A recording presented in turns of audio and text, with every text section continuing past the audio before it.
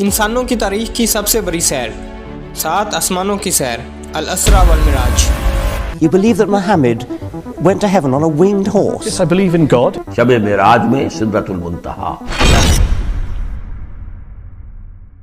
بسم اللہ الرحمن الرحیم۔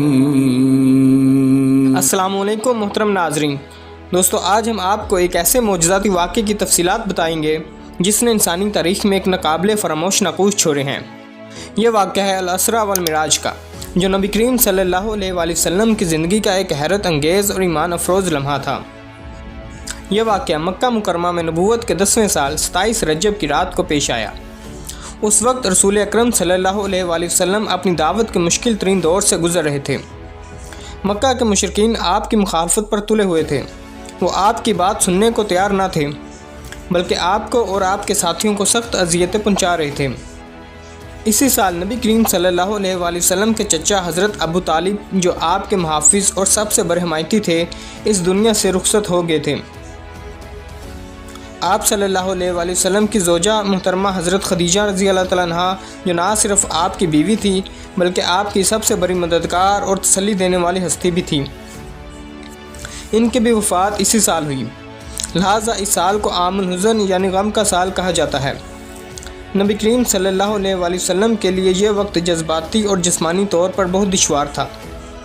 مکہ کے لوگوں نے آپ صلی اللہ علیہ وآلہ وسلم کا بائیکاٹ کر رکھا تھا اور آپ کی دعوت کو جھٹلایا جا رہا تھا۔ اس کے باوجود آپ صلی اللہ علیہ وآلہ وسلم نے صبر اور اللہ پر بھروسے کا دامن کبھی نہیں چھوڑا۔ اللہ تعالیٰ نے اپنے محبوب نبی کریم صلی اللہ علیہ وآلہ وسلم کو تسلی دینے اور اپنی قربت عطا کرنے کے لیے اس معجزاتی سفر کا انتظام کیا۔ ایک رات حضرت جبرائیل علیہ السلام تشریف لائے اور آپ کو براق پر سوار کیا۔ براق ایک خاص سواری تھی جو بجلی کی تیزی سے چلتی تھی۔ نبی کریم صلی اللہ علیہ وآلہ وسلم کو مسجد حرم سے مسجد اقصیٰ تک لے جایا گیا۔ یہ سفر زمین کے اوپر کا سفر تھا، جسے اسرا کہا جاتا ہے۔ مسجد اقصیٰ میں تمام انبیاء کرام کا اجتماع ہوا۔ حضرت محمد صلی اللہ علیہ وآلہ وسلم نے ان سب کی امامت فرمائی، جو اس بات کی دلیل ہے کہ آپ صلی اللہ علیہ وآلہ وسلم تمام انبیاء کے امام اور رہنما ہیں۔ مسجد اقصیٰ کے بعد آپ کو 7 آسمانوں کی سیر کرائی گئی۔ یہ سفر حضرت جبرائیل علیہ السلام کے ساتھ کیا گیا۔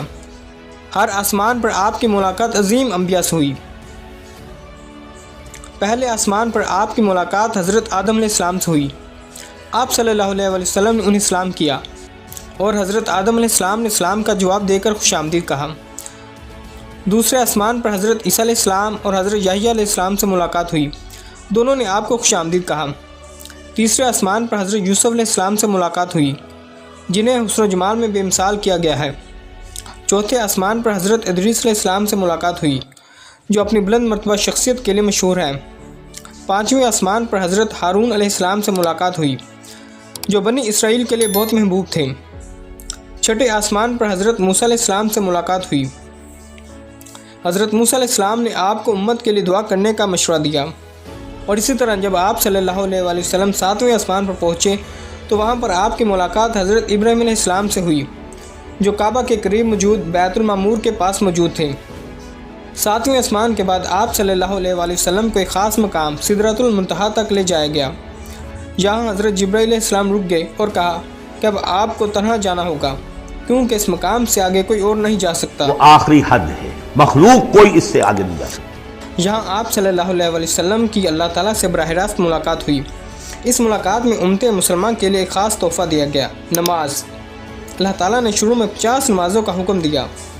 جب آپ صلی اللہ علیہ وآلہ وسلم واپس لوٹے اور حضرت موسیٰ علیہ السلام سے ملاقات ہوئی تو انہوں نے کہا، آپ کی امت 50 نمازیں ادا نہیں کر سکے گی، آپ واپس جا کر اللہ سے کمی کی درخواست کریں۔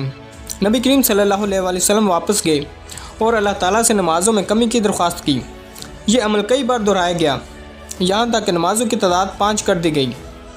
اللہ تعالیٰ نے فرمایا، یہ 5 نمازیں عمل میں تو 5 ہیں، لیکن ان کا ثواب 50 نمازوں کے برابر دیا جائے گا۔ سفر معراج میں نبی کریم صلی اللہ علیہ وآلہ وسلم کو جنت کے خوبصورت مناظر بھی دکھائے گئے، جہاں اللہ کے نیک بندے رہیں گے۔ اس کے بعد جہنم کے مناظر بھی دکھائے گئے، جہاں گناہ گاروں کو سزا دی جائے گی۔ شب معراج کی فضیلت کے بارے میں قرآن پاک میں آیا ہے، پاک ہے وہ ذات جو اپنے بندے کو راتوں رات مسجد حرام سے مسجد اقصیٰ تک لے گئی۔ اس آیت میں اللہ تعالیٰ نے اس سفر کو اپنی قدرت کا ایک عظیم نشان قرار دیا ہے۔ دوستو، الاسرا والمعراج کا واقعہ صرف ایک معجزہ نہیں بلکہ ہمارے لیے بے شمار سبق کا ذریعہ ہے۔ یہ واقعہ اس بات کی دلیل ہے کہ اللہ تعالیٰ اپنے نیک بندوں کی مدد کرتا ہے، چاہے حالات کتنے بھی مشکل کیوں نہ ہو۔ نماز کا تحفہ ہمیں اللہ کی قربت حاصل کرنے کا راستہ دکھاتا ہے۔ صبر، استقامت اور اللہ پر بھروسہ ہمیں ہر آزمائش میں کامیاب بناتا ہے۔ دوستو، الاسرا والمعراج کا واقعہ ہماری زندگی کے لیے روشنی کا مینار ہے۔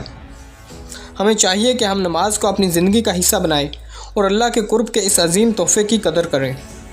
تو دوستو، یہ تھی ہماری آج کی ویڈیو۔ ہم امید کرتے ہیں کہ ہمیشہ کی طرح آپ کو یہ ویڈیو بھی پسند آئی ہوگی۔ تو اس ویڈیو کو لائک کرنے کے ساتھ ساتھ دیگر دوستوں کو بھی شیئر کریں اور ہمارے چینل کو بھی سبسکرائب کر دیں اور ساتھ میں بیل آئیکن کو لازمی پریس کر دیں تاکہ ہماری نئی آنے والی ویڈیو کے نوٹیفیکیشن بر وقت آپ تک پہنچتے رہیں۔ تو ملتے ہیں اگلی کسی ویڈیو میں، تب تک کے لیے ہمیں اجازت دیجیے، اپنا خیال رکھیے گا۔ اللہ حافظ۔